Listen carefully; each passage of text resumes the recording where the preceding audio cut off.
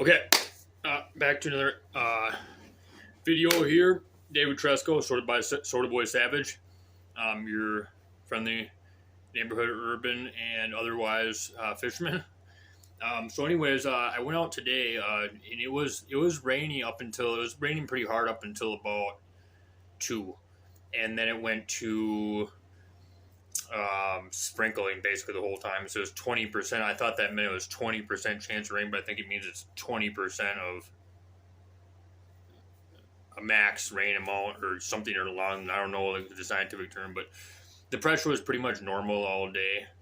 But it did have a little bit of wind, and it was about 49 degrees, a little chillier out. But I did suit up for it, and I got out there at about 4 o'clock, and I went in at about 8, and about 7:50. So I got a few hours in, and I caught I think 7 northerns today.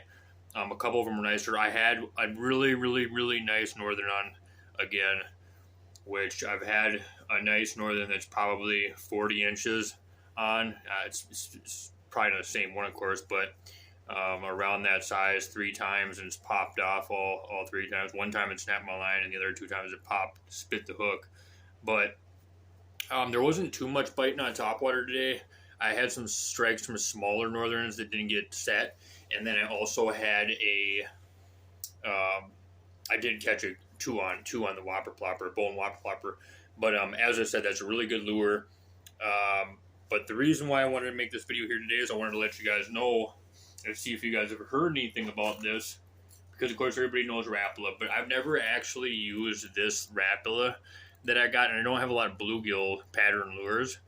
So I decided to get this bluegill pattern, but what it is it's obviously a shallow runner.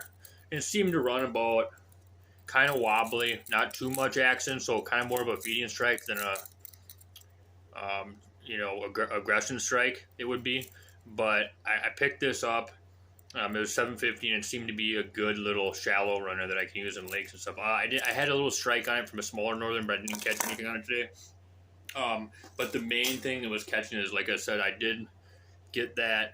I ended up figuring out what brand of swim jig this is, and it's called Terminator, and they're only like $4, and then you can add your own trailer on. And what I've been doing is I've been putting, and as you can see, this is really tore up here. This is done for. I got to put a new one on, but I've been putting the 360 GT search bait.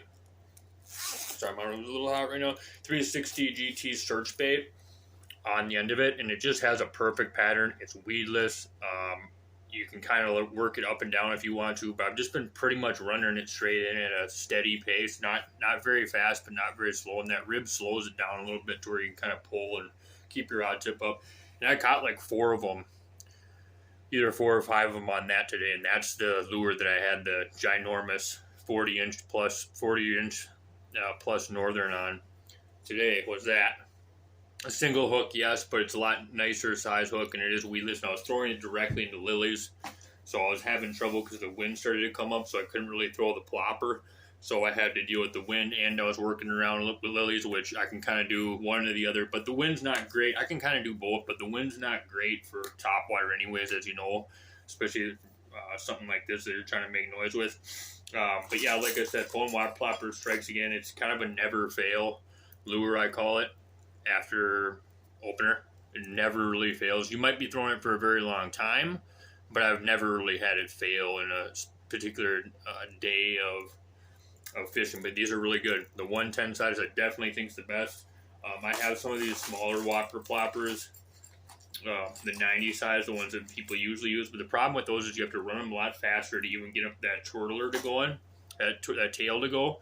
And with the bigger ones, you can kind of slow run, pop, pop, pop, pop, and a lot of people are on pop, pop, pop, pop, pop, pop, and that's why I don't think they catch anything. See, I seem to catch a lot more going pop, nice steady pace, maybe stop once in a while for northerns, but everything, I mean, bass keep running it, but especially just not, you're not trying to do that. It's not what I don't know who started doing that, and that might work in mid-June, but right now and throughout the year, I mainly pop, pop, pop, pop, pop, as slow as you can, basically, with keeping that thing going.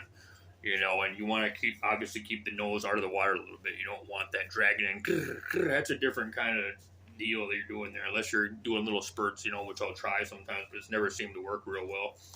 But, yeah, I threw a couple other lures today. I don't know if you guys have seen or heard about this lure at all, but it's kind of cool. for a walker, because I don't use a lot of walkers unless it's like a spook. I'll use a spook sometimes for northern bass, but this is a live target 3D frog, and it has rattles in it. It's a hard bait. It has 2 trebles, and it's just a walker bait. It does walk along fairly good, but this time of year I don't think fish like that walking as much because they don't like that line moving up and down, especially since I'm using a heavier braid when I have heavier braid, but a 40-pound braid. That's the type of stuff I was throwing today. I threw the spinner. I caught one off the spinner, the Booyah Pikey. Always use Booyah Pikeys. It's nice. I just like keeping red's not obviously the most efficient color. Orange and gold and silver and orange and black and even some like pumpkins and chartreuses. You know, maybe blue black if you're going for bass, but red's not always that. But I like to have red because it's just a real harasser. And I don't use a lot of daredevils because daredevils are real snaggy, and for the spots that I'm fishing in, that's kind of hard to deal with stuff like that. So, but like I said, you can throw whatever trailers you want on those swim jigs. Those work great. I got a few, you know, casting jigs and stuff like that I use, but mainly that 110 watt plumber. Another bait that I swear by for northerners, and it works for bass too, is pretty much a never fail, is the Strike King KVD crankbait, the larger size one, the square bill. Now I have a regular square bill one, but I modded this one, and what I did is I kind of angled it a little bit and made it shorter so it dives less deep, and it has more of a wiggle side-to-side action. So you can just clip that with the snips or whatever if you guys are interested in doing that to your cranks. But, you know, they make ones that are kind of like these, but not exact. But it ends up working out pretty well. This is definitely, I think, the best color. It's weird because I think this year they might have changed the color a little bit because this part, not on this one, but my other KVD, this part has ended up being kind of almost a chartreuse. But normally this is like brown to muddy green. So it's kind of like a crawdad / harasser bait is what I like to call it.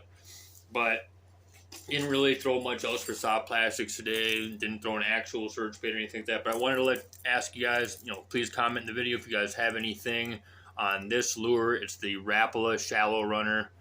I picked a bluegill pattern, but it just seems a little wonky to me. It wasn't working entirely properly. I was using a terminal snap, of course, but I mean, I know a lot about fishing, but not as much as I thought on this one. And I was kind of looking for more of a wake bait, but it does dive down 4 or 5 feet. It seems like you can kind of control it by either stopping or keeping your rod tip up, of course. But no, overall, good day. Nobody on the lake, really. There was 2 other fishermen, and they were on the other side going for, I think, channel catfish and flathead catfish. And they said they had a little bit of luck and caught a few of those.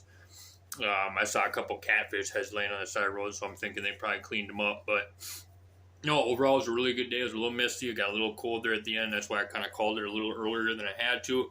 I'm going to keep you guys updated, though. Like I said, I'm going to go to some smallmouth areas here. I'm going to start I'm going to start slaying on some largemouth bass as well. But like I said, just using a lot of those different novelty lures and kind of checking out the areas for that, you know. But yeah, if you guys have any comments or if you'd like to gain any insight, I'm definitely a go-to guy. And like I said, thanks for watching. Have a great night.